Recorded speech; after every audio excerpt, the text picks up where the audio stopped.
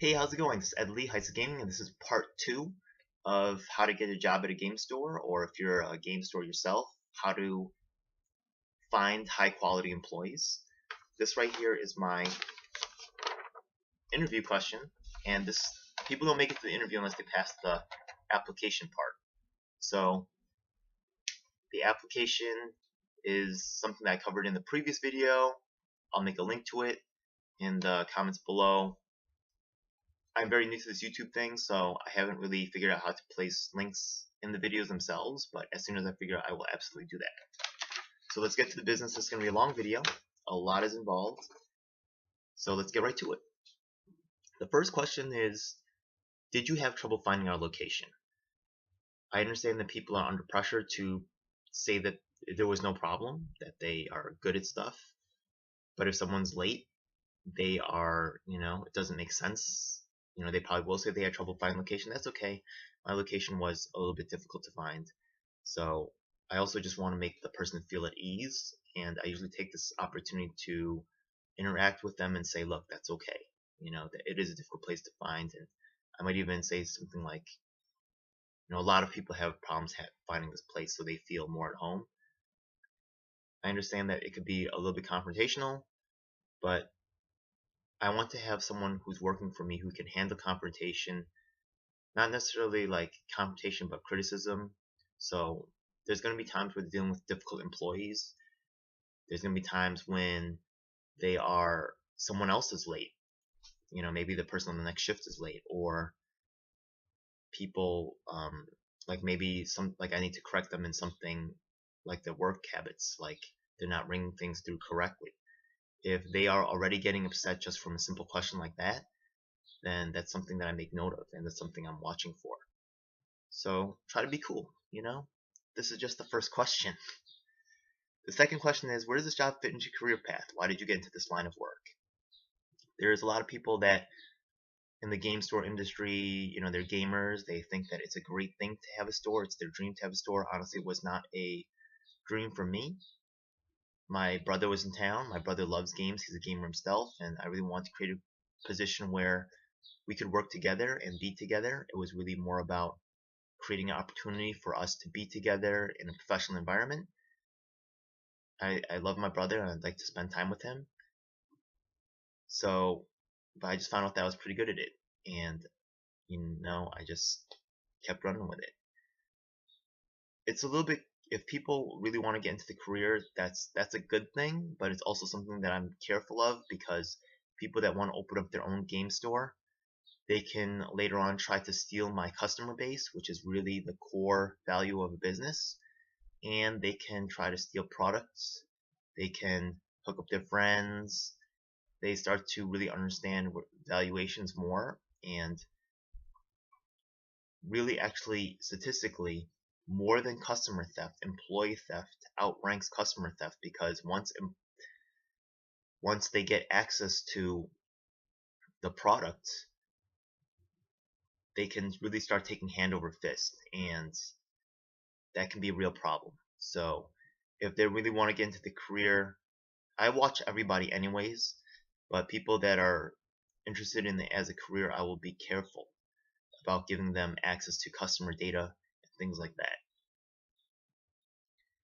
The next question is, do you have a life philosophy? What is it and what influenced it? Okay, so there's a couple different mottos that I have. Like one of them would be that responsibility is a privilege, not a burden. I really believe that. And I have some other mottos too, like, always give it 100%. There's no reason to hold back. Things like that. The life philosophy helps me really understand my employee more, what their values are and where they're coming from. I'm looking for people that are self-motivated, that don't really need a lot of outside assistance.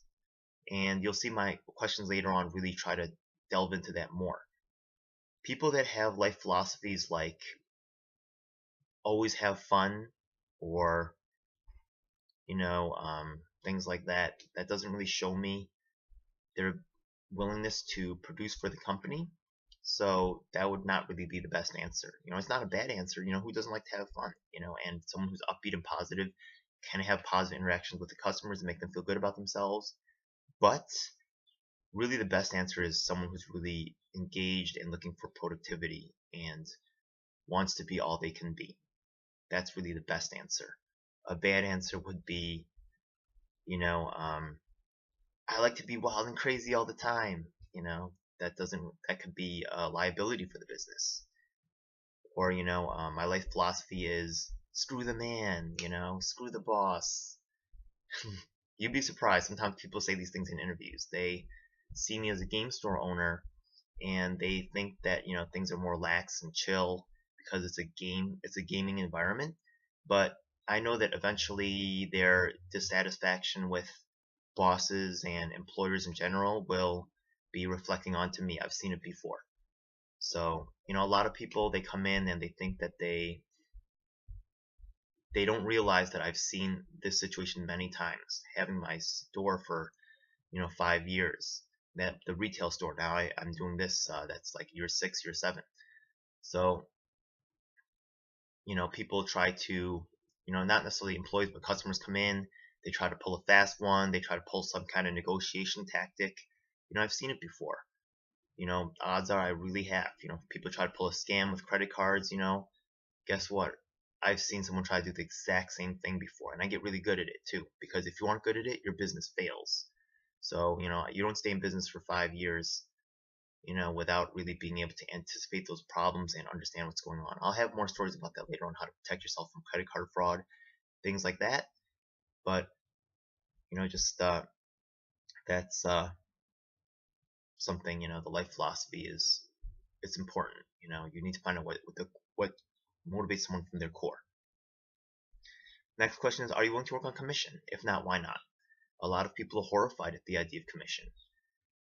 I actually went to Workforce One, which is a career assistance place when I was younger, and when I talked to the career advice specialists, they looked in horror as, jobs came up for commission, like, oh, you don't want to work on commission, you only want to get salary. To tell you the truth, I don't mind commission. In fact, I like commission because I'm a really good, productive person, and I'm more productive than the average person. Not necessarily by any talent. I'm not trying to brag over here, but I just grind harder. I'll work more hours. I will do whatever it takes to make sure that I'm successful. And that quality is something that I'm looking for in an employee. If someone's willing to work on commission, that's a big plus. So if they're not willing to work on commission, that shows me that they don't really believe in their ability to produce for the company or for themselves. Next question is, and honestly, would I put people on commission? I would give them the opportunity, or I would have job opportunities that would pay commission. So I would give them the regular job, but commission jobs are better for people that are high producers. I would give them jobs like creating new accounts, things like that, and give them a percentage that made sense for them and made sense for me. Of course, I'm going to take care of them, because people that want to work commission are, I'm not going to say the best of the best, but better than average, and they deserve a higher compensation. So I would take care of them. I also like people that are ballsy.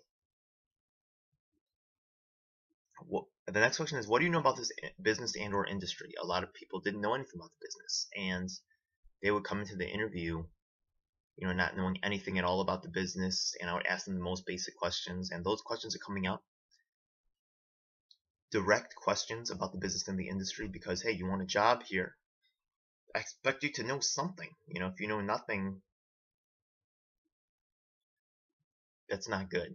It's like, so people often, they would know absolutely nothing, or they would say they know nothing. At least try to, do some research. Hey, these videos are really going to help you applying for a game store job. If you watch this video, oh my goodness, they might not even ask you the questions here, but if you can fit these answers into the interview, you're going to rise right to the top of the heap. Probably almost guaranteed the job. So the next question is related. What do you think is the primary goal of this business?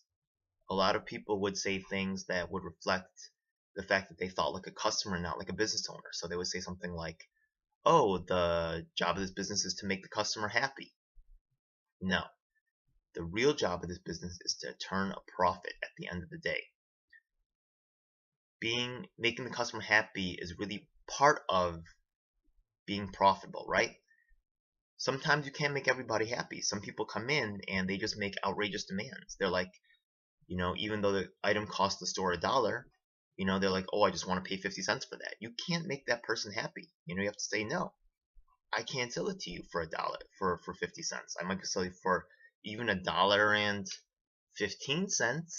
if you buy it right now, but I can't sell it to you for less than cost.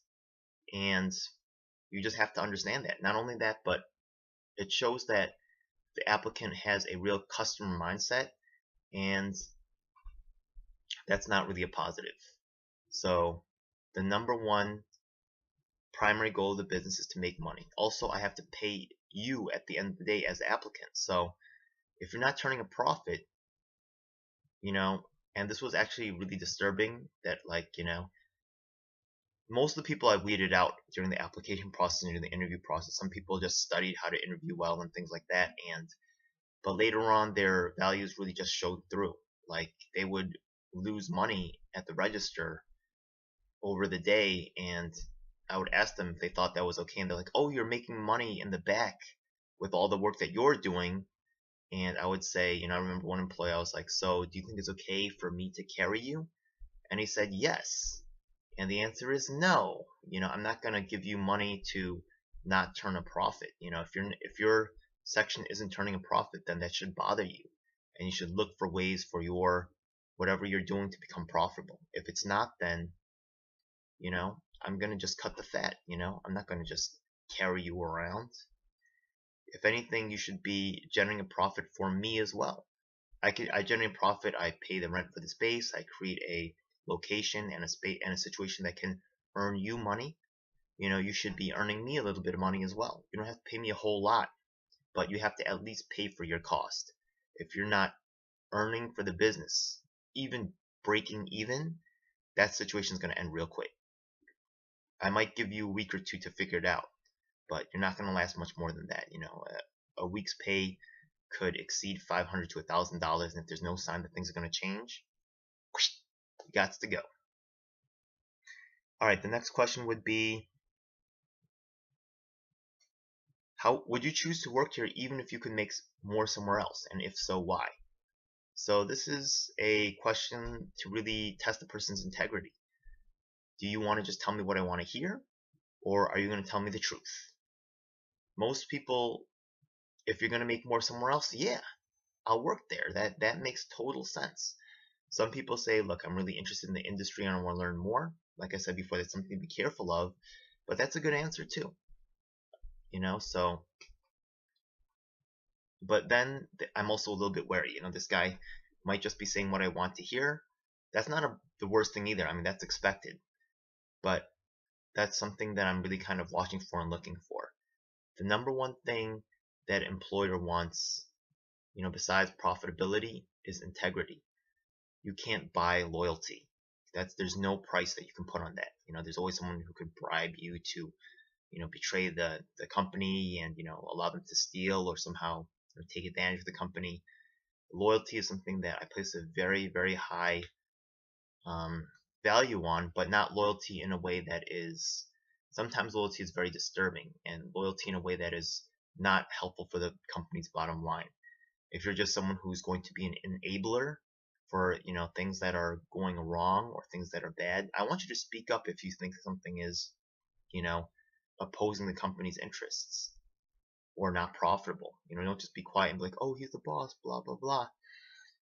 However, I'm willing to have some discussion with you on some of these aspects. I've been working with business for a long time, so sometimes I'm just going to need you to follow the directions, and I will tell you when that's the case.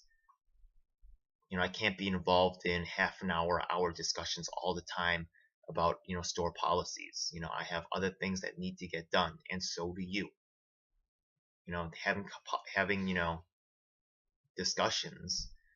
I'm not even gonna say arguments, even discussions about store policy once in a while is fine, but all the time, no. If you need me to explain it to you, I can explain it to you. And sometimes I'll just need you to accept that explanation. Sometimes it's a complex reason. Sometimes you're only going to see your microcosm, like you're working the sales register, so you don't really see like marketing plans that are happening like 3 months down the line, or you may not be able to understand relationships that I have going on with other stores or distributors or manufacturers that are affecting decisions that I'm making at the register. So even though it might not make sense to you, it makes sense to me on a macro scale. So I need you as an employee to understand that. So I mean that's just a little aside about how that plays a role. How do you think you can best contribute to this organization? So I want someone to show understanding of themselves as a person. So my strength is that, like I said before, I'm not a particularly talented individual, I'm not particularly, super intelligent. I'd say I'm average, maybe a little bit more than average. I'll be real. I understand my strengths.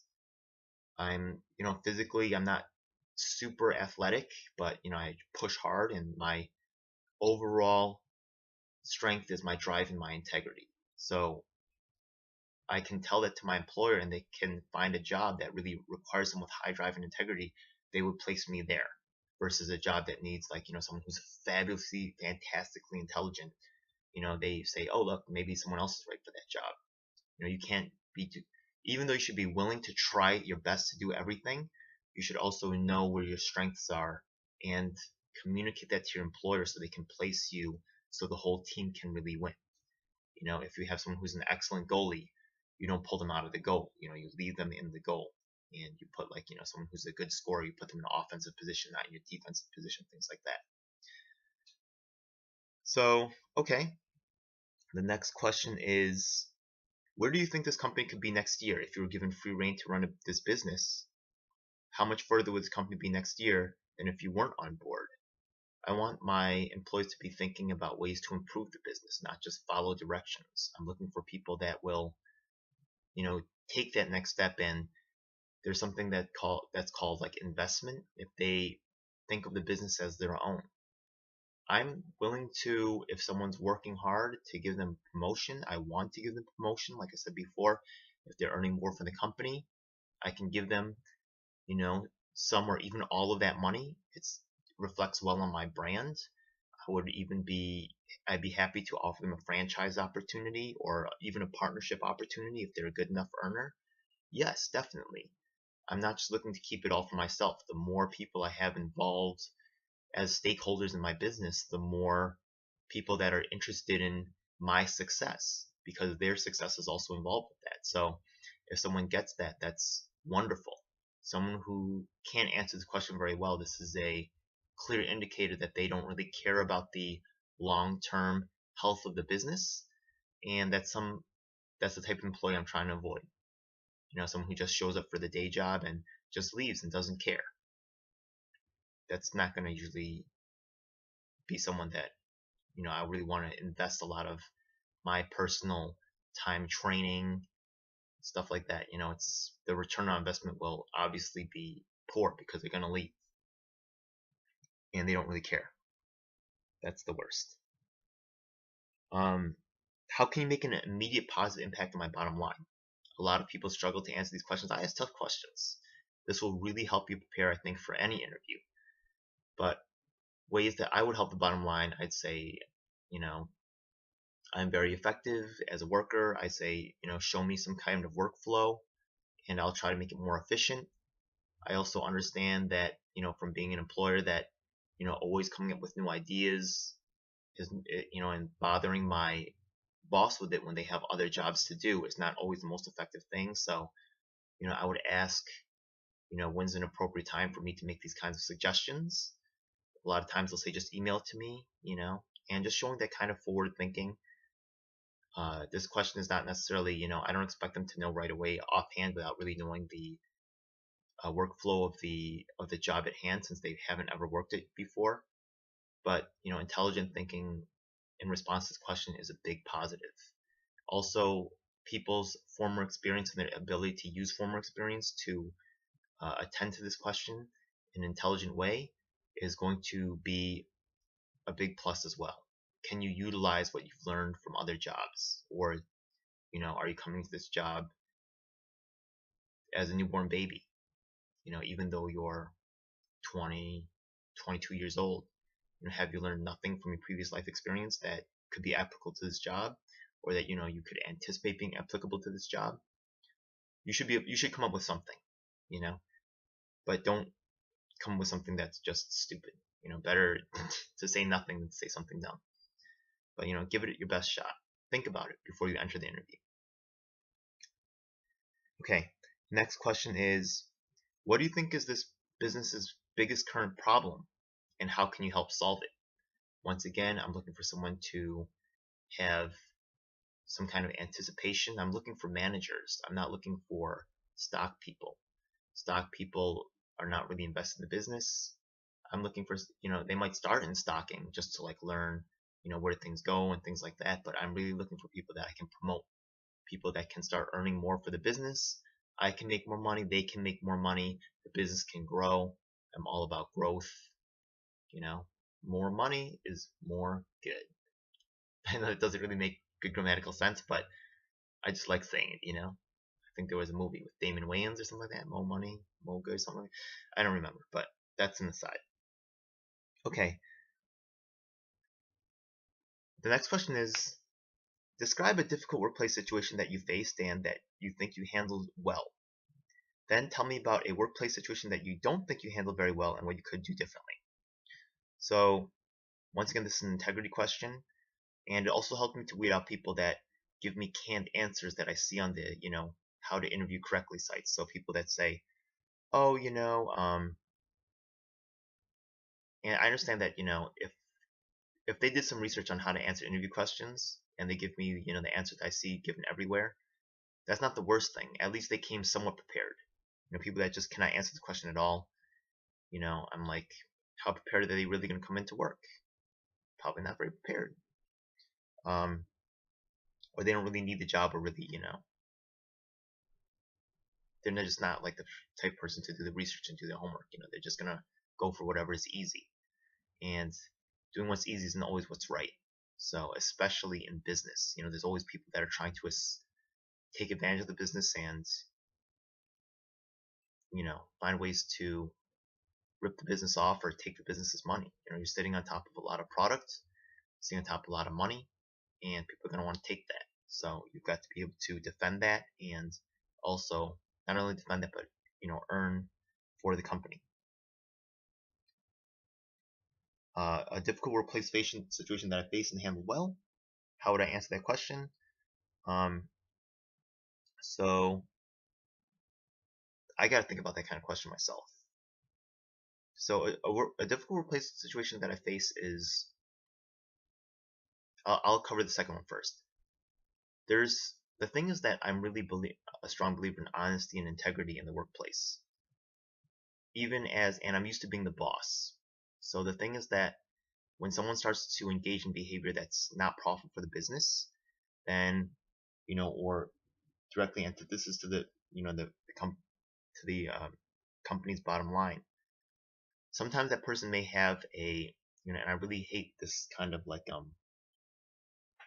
mentality, but too big to fail or too important to be fired. Those kinds of positions really kind of lead towards straight corruption. And so, let's suppose that there's someone who's been an accountant for the company for the last 5 years, and the worst part is corruption. So the thing is that once corruption happens within a company, that really leads to more corruption, because that person who's corrupt cannot report the other person because they themselves have dirt on them. So when I run into those kinds of corruption type aspects, I often usually run to a wall of people that work together to defend themselves or protect each other. They might be ripping off the business, and I will report them, because I just as a business owner, I find it despicable, and I want the boss to know about it. I relate to the boss as much as I relate to the employees, and as much as I relate to the customers, and I think the boss has a right to know what's going on in their business.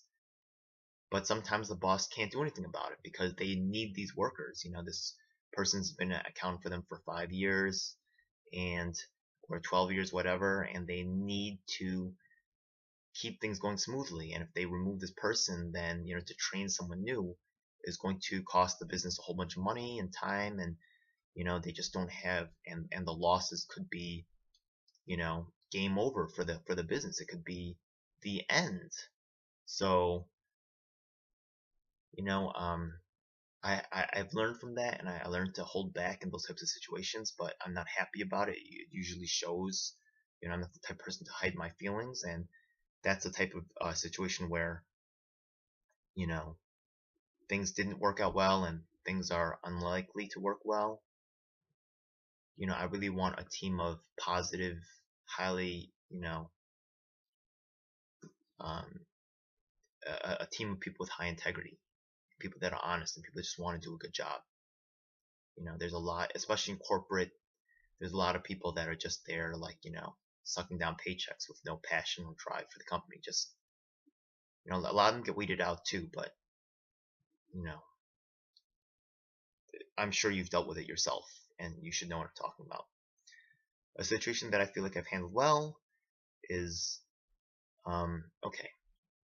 So the thing is that sometimes my employees have certain jobs that are difficult and nobody else wants to do them. But I'm the type of person that relishes those types of jobs. I want to be indispensable.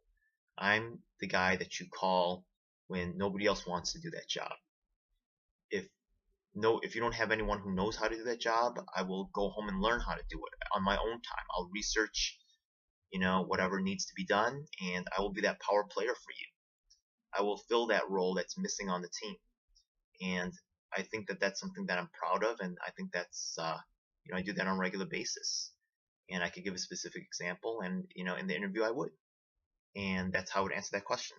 So I see we're coming up on about half an hour. I'm about halfway through this interview. I'm, relating some more in-depth, why I give the answers. And so usually the interview takes about an hour. I'm very interested in fleshing out exactly, who my potential employee is and what they will contribute.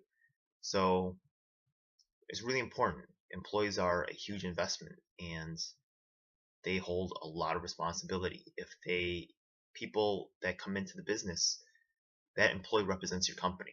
So if your employee does something, incorrectly or wrong or badly, then that reflects on the business itself. So even though I might not be into, like, treating customers rudely or something like that, or maybe, racist remarks or something, I don't make racist remarks. But, if my employee does, then people remember that Heights of Gaming is racist. And they'll sue me for, or if someone falls and gets, hurt, because my employee didn't, sweep, in front of the store, and they left, like, there's a personal injury claim. They're not gonna, sue my employee. They're gonna sue me. They're gonna sue the business.